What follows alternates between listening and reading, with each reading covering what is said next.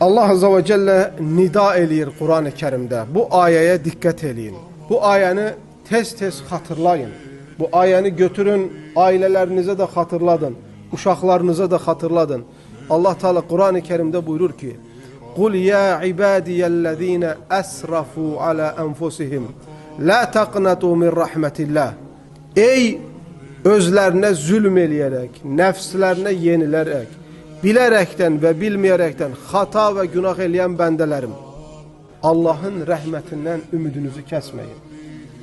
Biz keçmişlərimizdə yaşlı adamların bəzilərindən bu sözü eşitirdik ki, oğlum mən 50 il, 60 il çox böyük günahlar eləmişəm. Mən bu günahları eləmişəm, bu şeyləri eləmişəm. Allah məni bağışlamaz. İndən sonra elədiyim tövbənin də, əməllərin də mənə faydası olmaz. Allah bu cür düşünən insanlar üçün bu ayəni indirib ki, sənin yanlışların nə qədər olsa da ondan böyük Rabbim var, ondan böyük Allah var. Sən nə qədər gec deyil, əllərini aç, yanlışlarından dön, Allaha tövbə elə və səmimi ol.